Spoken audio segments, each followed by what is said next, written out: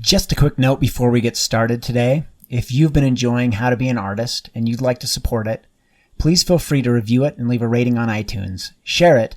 And of course, you can support How to Be an Artist by going to patreon.com/H2BNA. Thanks, and on with the show. How to Be an Artist. Step 23. Reality is something that you build. With guest, Michael Bishop. So anyway, just so to introduce myself a little bit. So my career has mostly been as like an illustrator and mostly within like the video game industry. So doing like concept art. And then within the last few years, I've like done more work within comics. Uh-huh. And I'm taking a break from doing comics because, my wife had to support me, wasn't making very much money. Right. But anyway, kind of in a point in my life, just kind of all through my life, have had kind of this like nagging feeling like I just wasn't getting something about art. Like it wasn't making sense to me. And part of it is just like this materialism of it, the consumerism aspect of art and how like those things kind of interfere.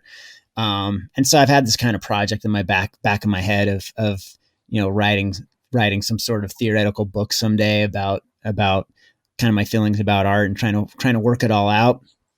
And one of the things I'm really interested as I'm thinking about that is like the potential of community and place to affect like what art is, especially since like nowadays so much of art is made by like individuals in their basement on their computer, and there's not that same connection. It's happening in this abstract space online. There's that same connection to like other people and in collaboration. And so it's probably a year ago that I ran into the TED Talk where you're talking about like, the slave pit and Richmond and, the Richmond dairy and how all that stuff, kind of that collision of Dave Brocky and Hunter Jackson. I was just like totally fascinated by it because that kind of gets to this concept that I'm kind of looking at. But it's also something that seems like it's maybe disappearing. Like we not seeing as much of that anymore, Yeah. So yeah, I've just been wanting to be able to chat with you about it basically since then and just get more like the texture and detail of kind of what that experience was like, what that looked like, being in it and living it. So that's kind of where I'm coming from. Okay. Yeah. Yeah, it makes perfect sense. So maybe like a good place to start is to maybe you kind of tell a little bit about like that origin story of the slave pit as you remember it, and kind of how things formed, and then we can kind of go from there. Okay. Yeah. So the slave pit was it was named for a recession in the floor of literally a pit that was in the floor of this old dairy. And there had been like, a few places where there was a guy named Hunter Jackson who was a comic artist and a sort of aspiring filmmaker. And he had, Gotcha. and he had put together this film that he wanted to do. A group called the Scumdogs of the Universe. And originally, I think in the original film, there were supposed to be, it wasn't like really supposed to have a rock band in the storyline. It was just supposed to have been or they actually were supposed to be in the storyline, but really it was a group of aliens that were sent down to Earth in punishment for doing something at some intergalactic battle. They made a mistake. They were punished by being banished to Earth. And while on Earth, they were supposed to take over the planet, but they get distracted by like one of many things that happened to them is that they got distracted by sex and drugs and rock and roll. And like, so this one tiny aspect of it, which was the rock and roll and sex and drugs part, they were also going to be doing a lot of other stuff. But he had a studio where he was constructing all of this, the sort of costumes and props for this film. And it was right next to, it was in an abandoned, it's not abandoned. It was It was derelict, though. It was a space of the old Richmond dairy. It has Mm-hmm. 4 like giant milk bottles on each Yep. coaster, and then it has just sort of all of uh, the kind of the things that a dairy has in it, like weird equipment and refrigerated rooms and stuff like that. So that stuff was still in there from when it was Yeah, abandoned. yeah, a lot of it was, and Huh. and a lot of it had been removed, but there were still weird rooms that had metal walls and everything, and basically, like to generate some kind of income, the owners of the building had started renting it. And I think we learned later that it wasn't the owner that was renting it. It was in fact the kind of shady guy who was trying to renovate it that was renting it to Oh, interesting. yeah, I mean, renting the spaces to artists and to musicians. Interesting. And so, Yeah. so it was very cheap, and people lived there. A lot of people lived there. Hmm. Dozens of people lived there, and it was kind of like a really big, crappy apartment building that was filled with, Yeah. and there weren't like traditional kitchens. There wasn't very much like traditional plumbing. There was some, but not much. Um, but people lived there, Mm-hmm. and there was a band called Death Piggy that was Dave Brockie's band that rehearsed very close to the studio where Hunter Jackson was doing all this stuff, and they shared an interest in weed and punk rock. So they'd go around and hang out, and eventually. In Hunter's room, which had this recessed floor, and he had called it the slave pit because he had sort of just like brought all these artists, would come over to hang out, and he would basically put them to work, Yeah. making stuff. Like, well, let's make a big paper mache thing, and so that's what they were, that's what he was doing. Like, and so Brockie kind of got sucked into it, and Brockie being a visual artist, he worked on that some too, and then eventually Hunter had him, or Brockie was able to convince Hunter to allow Death Piggy. And actually, I think we actually tell that story wrong. We always say that it was Brockie, but it really wasn't. It was other members of Death Piggy who thought, Really? it'd be really funny if we did this, right? Huh. It Yeah. wasn't Dave's idea. Interesting. Yeah, I only learned that recently from Russ Bohorsky, who was the guitar player for Death Piggy, and he said, Huh. perhaps unsurprisingly, that Brockie had actually been resistant to the idea, and now that I think about it, it makes sense to me that would be true. Um, Huh. and I think part of it was because there was another guy that was going to be singing, right? Like it wasn't Dave; it was someone Oh, else, okay. and Dave was going to come on board as he wound up being involved as the guitar player. But I think over the years we've kind of flattened that dynamic out in the way that we tell this story.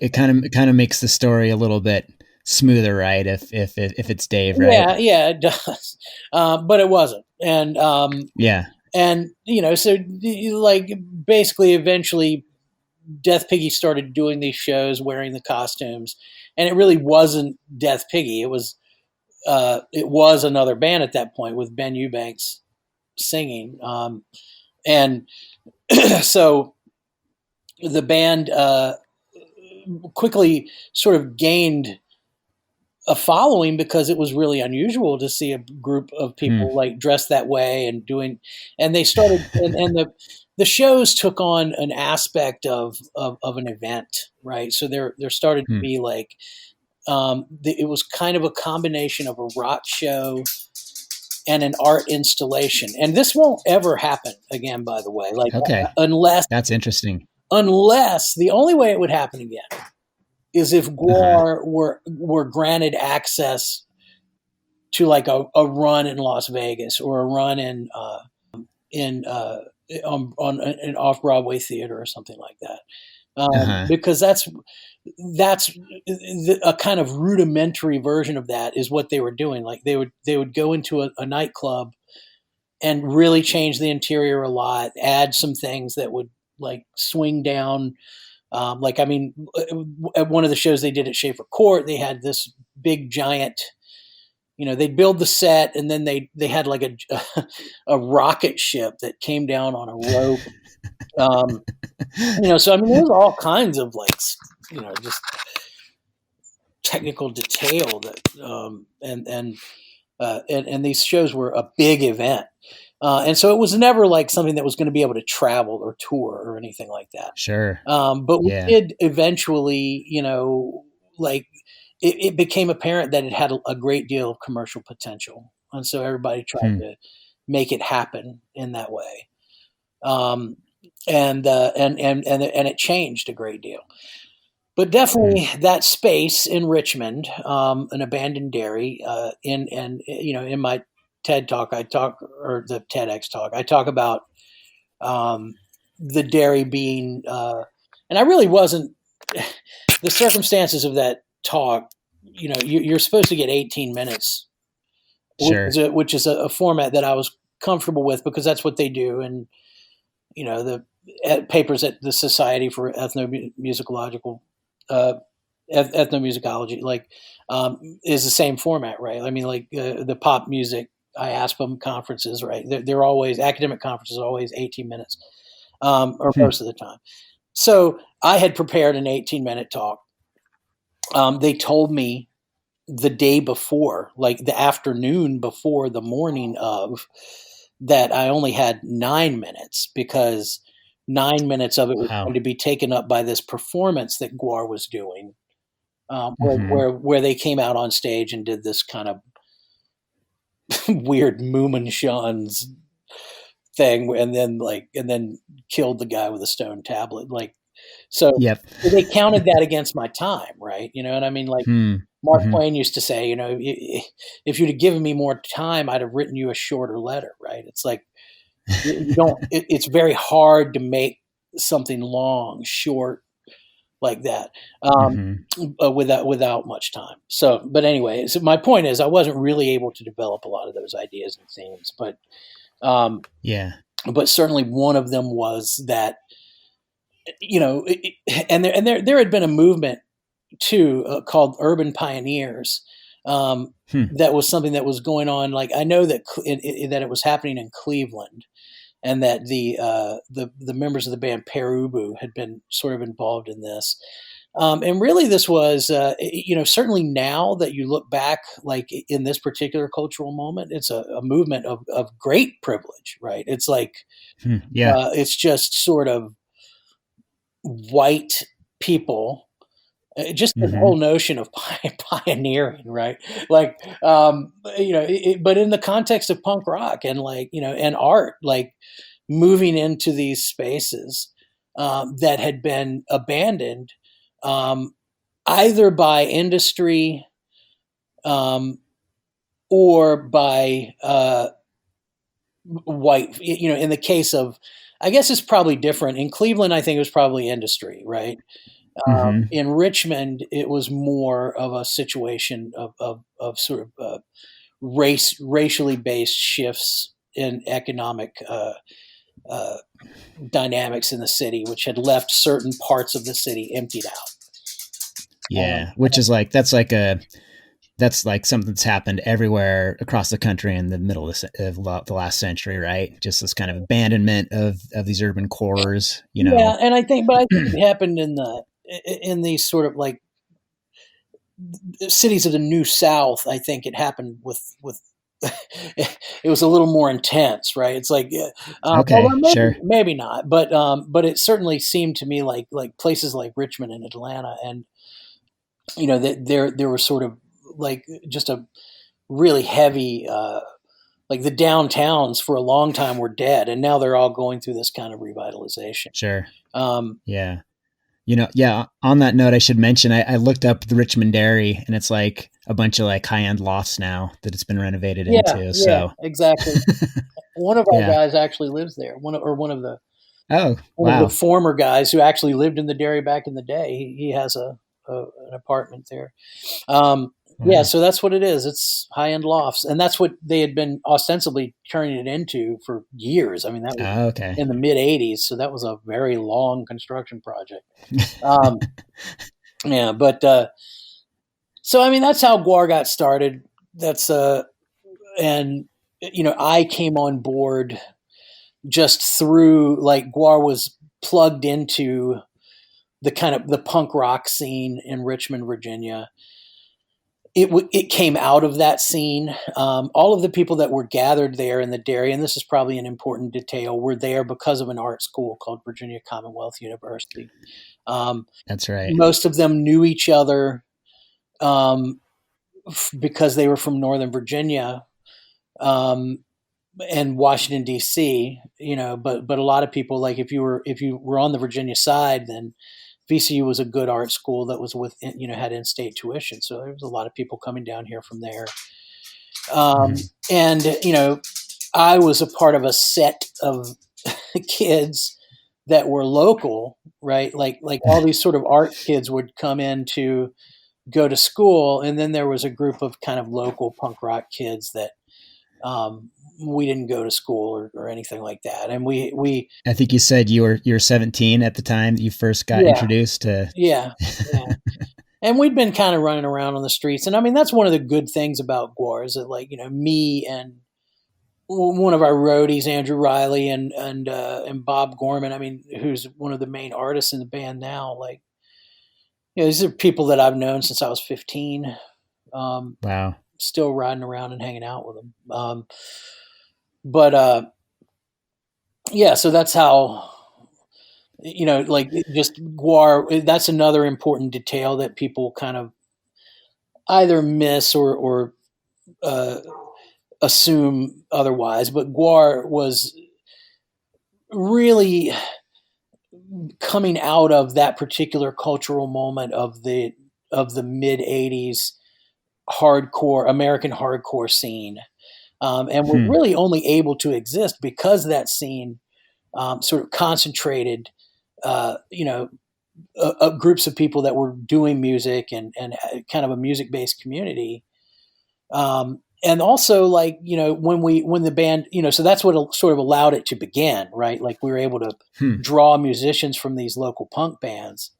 Um, but then at the same time, that's also what allowed it to succeed once it started, because GWAR plugged into that network of independent clubs and venues that had been carved out by bands like Black Flag and the Dead Kennedys and the Circle Jerk, Sure. right? Like, there was this sort of that hardcore scene had kind of coalesced into an American underground that later would become, overground.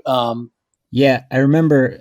I remember, yeah, a friend that did a lot of touring when I was in school within punk underground, and he said like the biggest discovery that there was some sort of book back in the day before the internet that basically had the list of all the clubs around the country that you could play, that would take punk shows, Yeah, So there was like a network that was there that was like, okay, you can plug into that thing, and there's places you can go, people that will put you on stage across the country, right? right.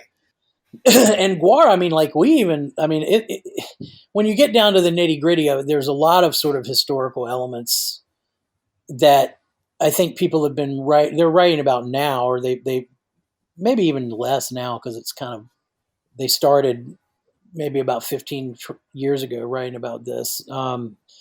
But there was, even like the Better Youth Organization, right? The BYO um, Hmm. organization, which was a sort of loosely allied group of young kids who sort of formed a network where they would it was sort of an early version of house shows, right? Like, they would get, but they weren't house shows. They would actually bring production into like church basements and do Hmm. shows. And so GWAR even had tapped into that aspect, right? Like, I mean, I remember we played at least two BYO shows.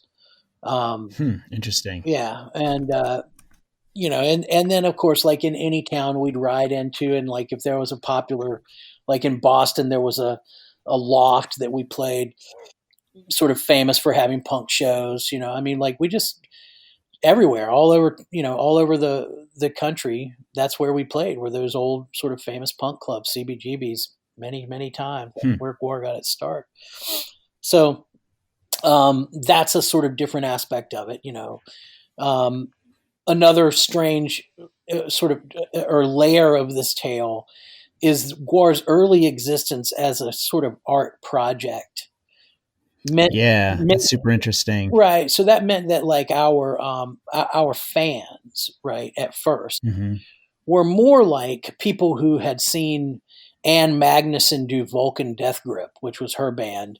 And it's basically, Ann Magnuson's basically a performance artist, and she was doing performance art. And GWAR, I think, was initially thought of in those terms, like, oh, okay, this is sort of performance art. And I think that's actually the correct way of viewing it, right?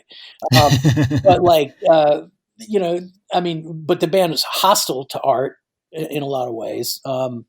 Interesting. Or at least the band, like the members of the band actually playing the music. Is that what you're saying? They're kind of hostile to that? No, I think that the whole band, like, I mean, I certainly didn't have opinions on things like this when I was 17 years old, but the guys that I was working with who were a little older were like, man, like the art scene is really lame. Like it really sucks. It's really stupid.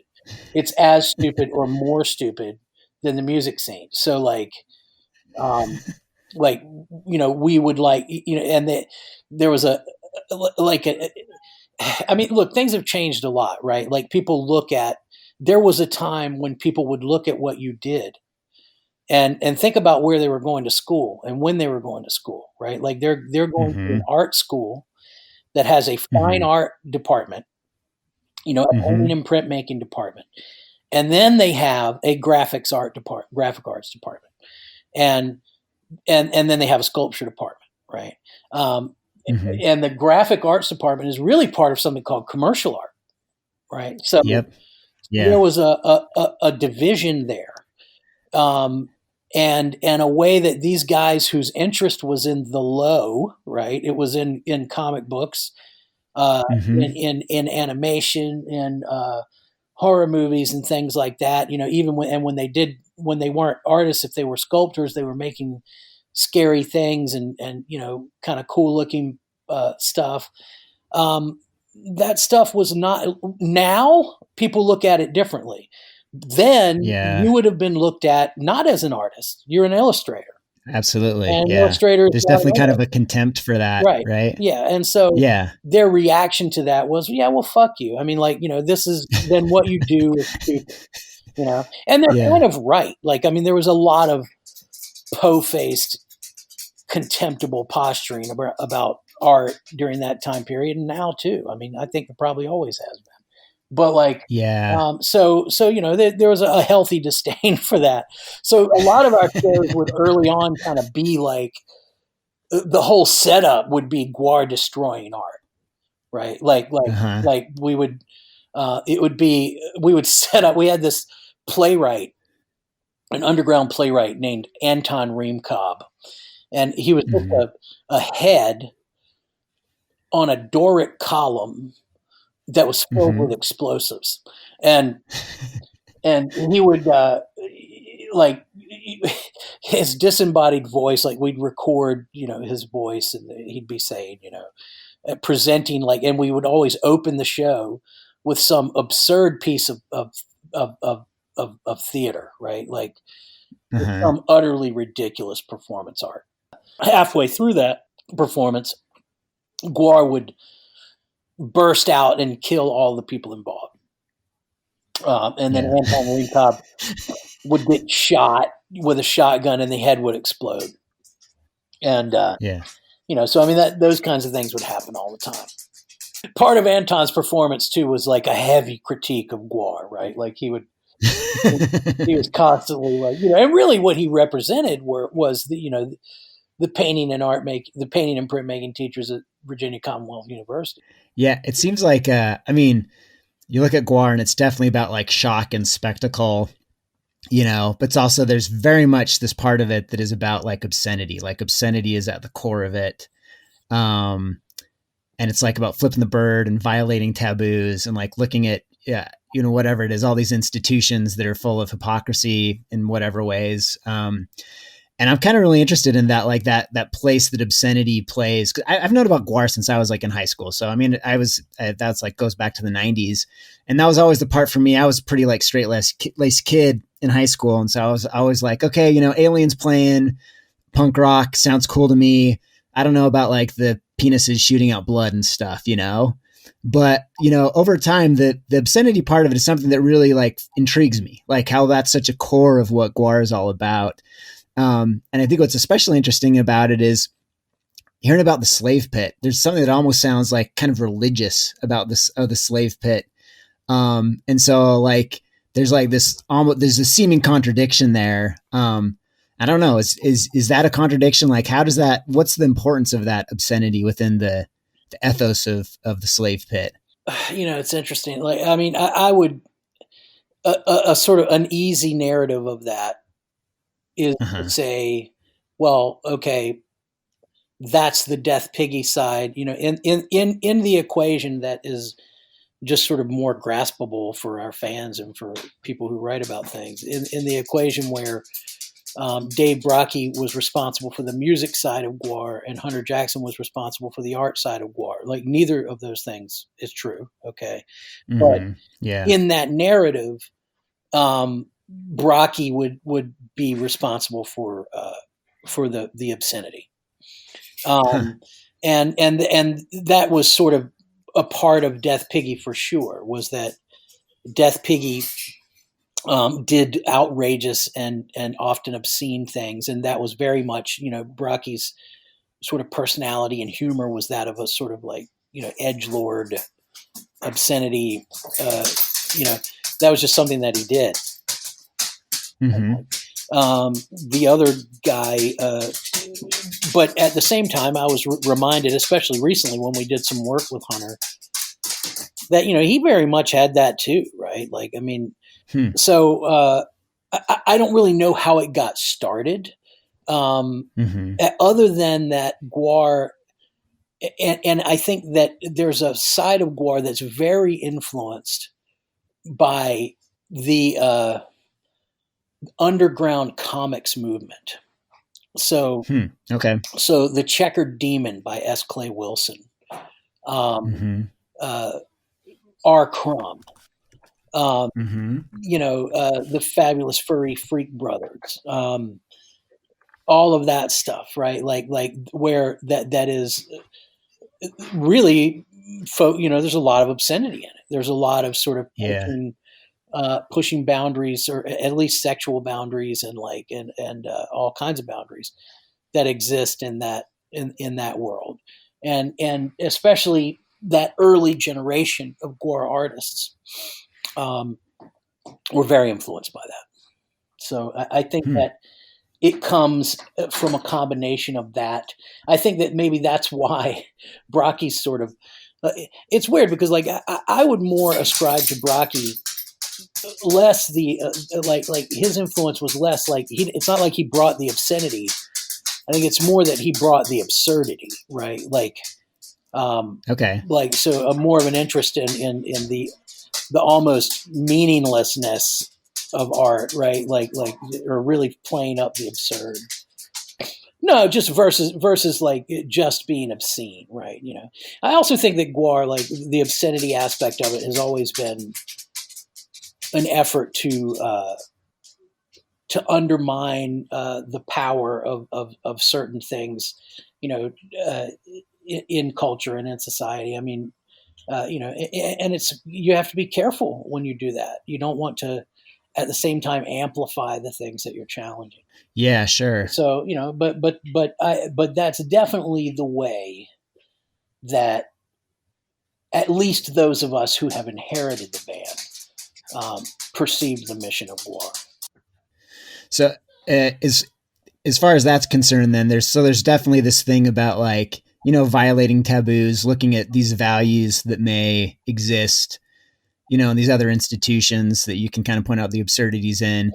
What are the values that really tied together something like Slave Pit or GWAR? Like, what were the values that held it together, that they did believe in, or that I still do believe in? Probably the organizing principle of Slave Pit, and thus the organizing principle of GWAR, was self-sacrifice, man. I mean, that's literally like what that term. That's why, recently with all of the stuff that's going on, like people started saying, I mentioned this in my talk too, right? Like, I mean, you're living in Richmond, Virginia. You're not culturally divorced from what's going on in the world, right? And we called this organization Slave Pit, but I think they were never ever thinking of that in terms of chattel slavery or of race-based slavery of any kind, or historical slavery.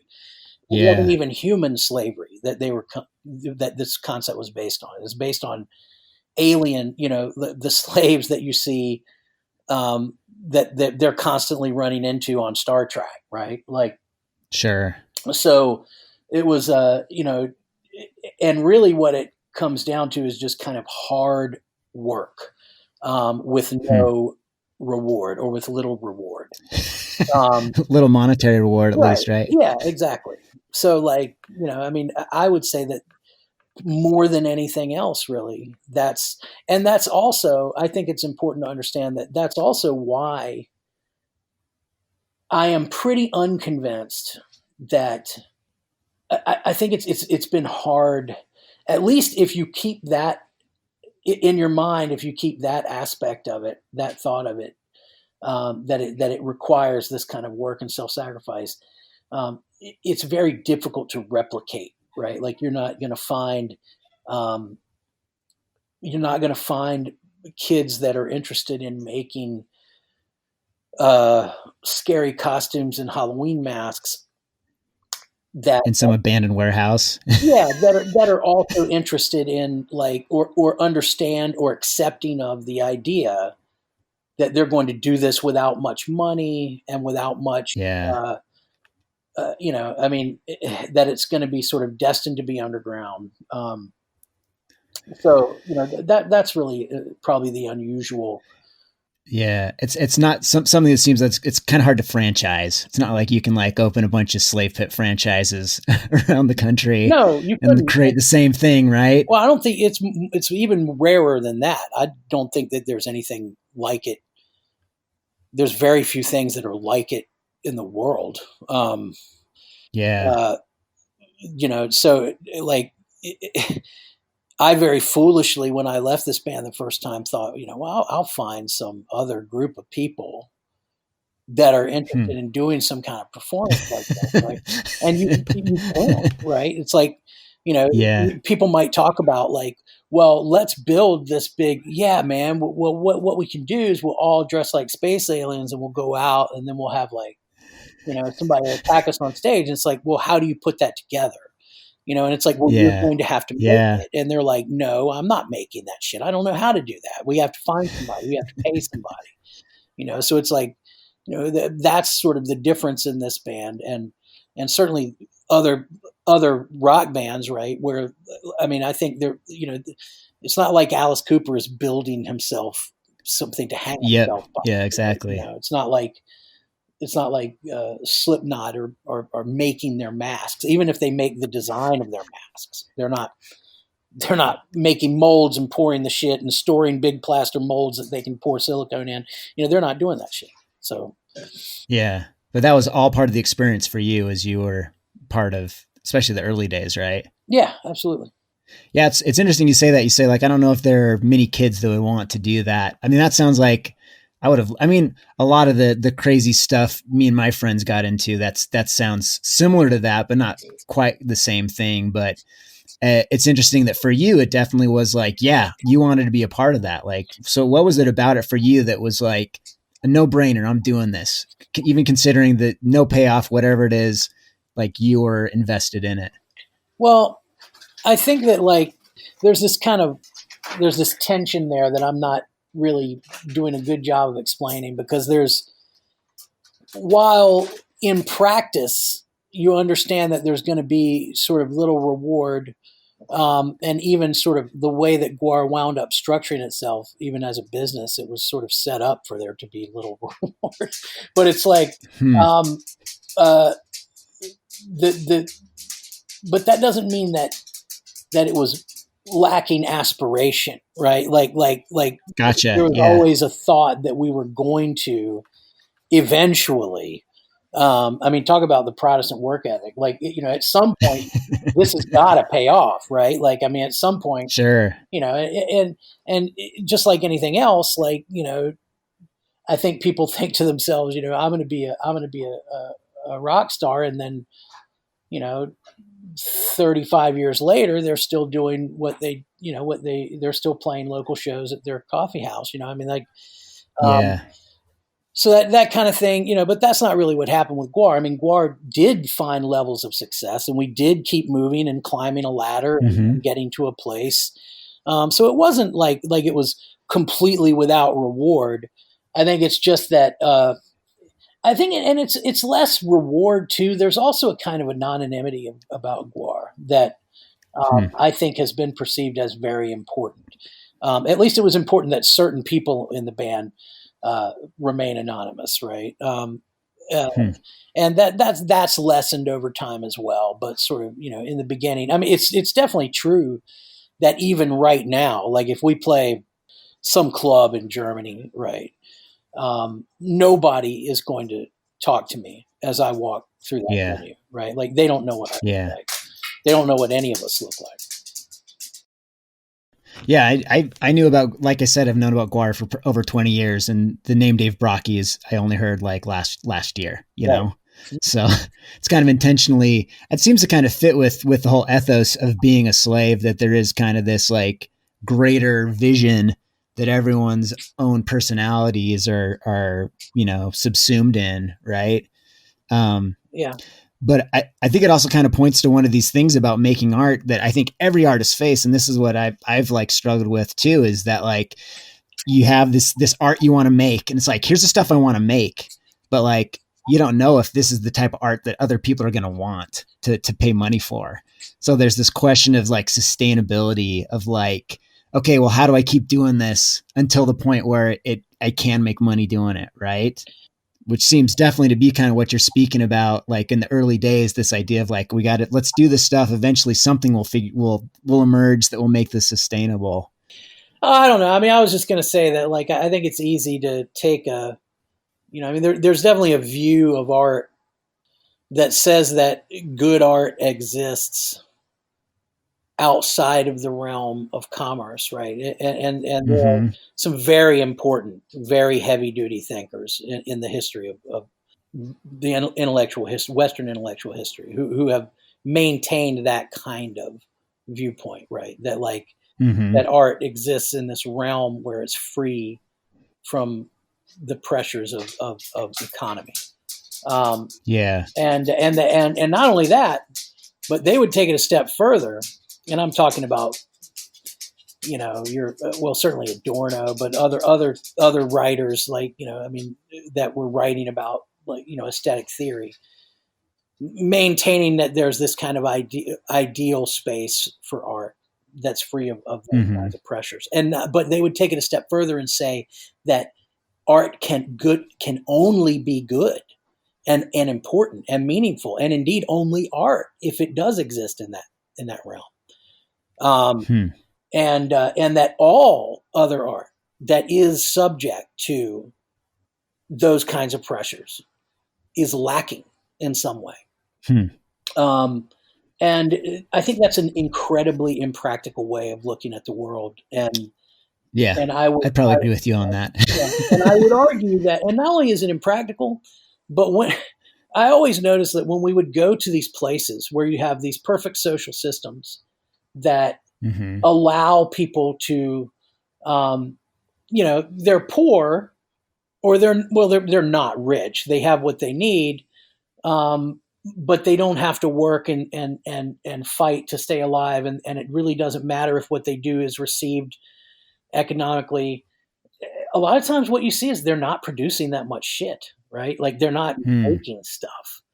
Yeah. And or at least that's how it looked to me. Like I mean, I think in a place like America where like your art does have to perform at that level. It does have to be something that people are interested in. I would argue Yeah. that is a positive influence on art. Hmm. And that there is an inherent elitism in dismissing that which is popular, right? Yeah. That and I think that's an utter mistake, and you see that everywhere. Like this is Yeah. Bourdieu's idea of distinctiveness, right? It's like Yeah. the idea that like I know about something that you don't. I don't know. It's just it's. No, that's interesting. That kind of makes me think of, I remember like hearing about a study several years back that was just talking about how the huge positive social effects that soap operas in India have as far as like changing people's perception, particularly about the roles that women can take. Right. And it's so easy to have contempt for popular art, but it's like, how useful is your art if no one gives a shit about it? If it's a small group of people that you hate anyway, that you're trying to impress about it. Right. I was just gonna say, you also see people who are like, who look at, I mean, like, let's take country music as an example, right? Sure. Like, yeah. I only like the stuff that is old and rooted in a particular sound and that sounds like it's real, right? Like, Mm-hmm. So these ideas of sort of authenticity that are invariably bound, like sort of opposed to commerce, right?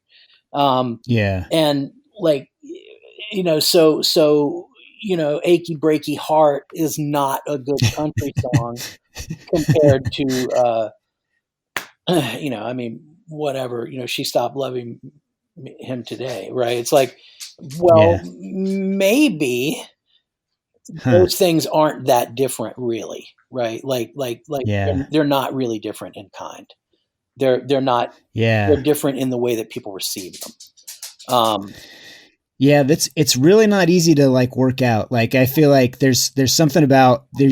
I mean, you can call them, the way I like to think about it, you have the spiritual realm, right? Where it's like, okay, this is all for the common good and pure art, whatever. And you have the material place about commerce and making a living and all that. And art really is this kind of place somewhere in the middle where it's almost this bastard thing where it's like it needs to exist over in this one side a little bit, but also has to be in this other side a little bit.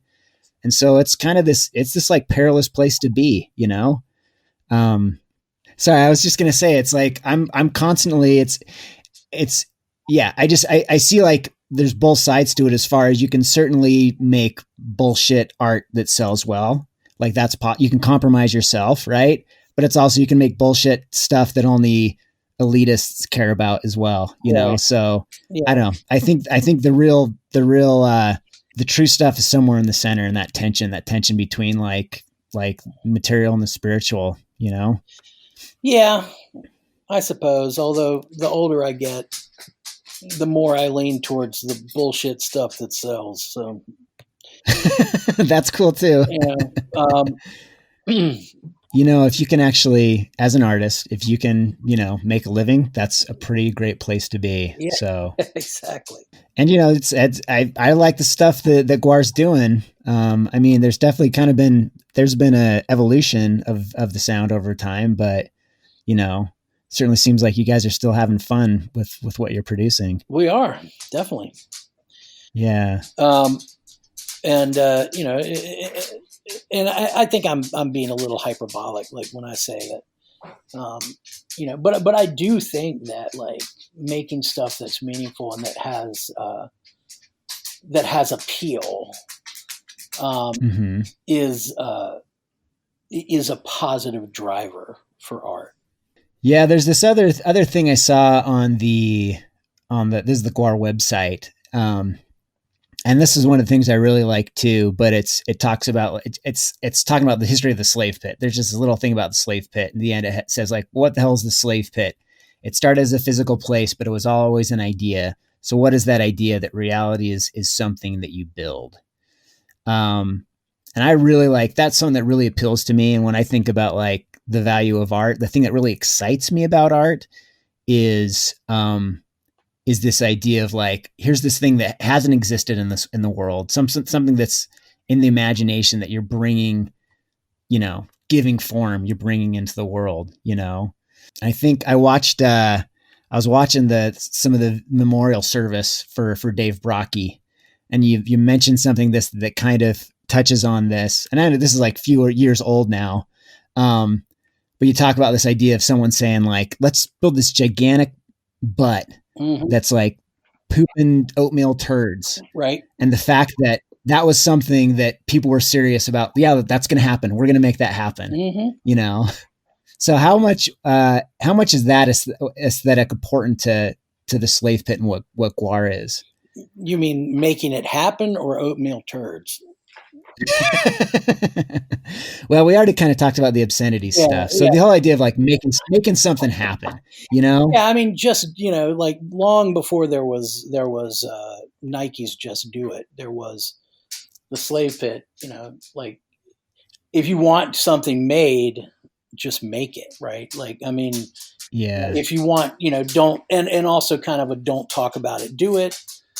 And it really, I think, came largely like it can be tied directly to the idea of sort of DIY culture, and also like, but not only DIY culture in music, but in filmmaking in particular, maybe, and other and theater and things like that. So, I mean those aspects are cornerstones of Slave Pit. Yeah, it's absolutely vital. So how have things like evolved? I mean, it's been a long time. I mean, late 80s since first, Slave Pit first emerged. How has it evolved since then, from what it was then to what it is now? Well, in the mid 80s, it was certainly the people have changed. There's only a couple of artists left in the group. Then and we've gone away from needing people to like be a member of the band in order to contribute to the band, right? Like we started hiring people to do something. Yeah. So that's changed certainly. And yeah. I think it's a little less of the idea of the collective that sort of started it. And a little more of it functioning kind of as a working entity that produces theater and art and music and film and stuff like that. So it's kind of become more of a production company than a commune of artists, right? Like, and that's okay. But I would say that's probably the principal change, right? Other than the fact that the personnel have changed and there's not as much. And we feel that. I mean, we feel it and talk about it all the time. Like we say, we do in some ways really miss, and it's not just the labor, but the ideas, right? The intellectual capital of these groups of very creative people. I mean, I was reminded of that when we were on set doing this recent the live thing that we did, and and there's just a particular aesthetic. That's the other sort of miraculous thing about GWAR, is that everybody could kind of arrive at least some level of agreement about like what it should look like and what it should be like. That's interesting. Yeah. And so you had, there was supposed to be, one of the devs in the kind of game show that we do where people come out and they die. It was a hippie, and he's supposed to have the top of his head shot off, right?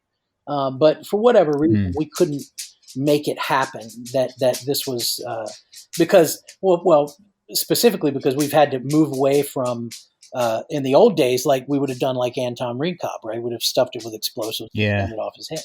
But we don't do that anymore because of laws and stuff like that. So we couldn't make this pneumatic system work. And so, Hunter Jackson, who was there, was like, well, look, here's this fishing pole that just happens to be here. Why don't we just like tie the fishing line to his head and nobody will see it because it's, monofilament line, and then I'll just yank on it when you shoot it, right? And like, I mean, it was a great idea. It was hilarious looking. It was way funnier than than what would happen. Like, we missed that kind of thing in that trend. Just kind of that chaos of just lots of crazy ideas and exactly junk lying around and all those different minds coming together to make stuff happen. Right.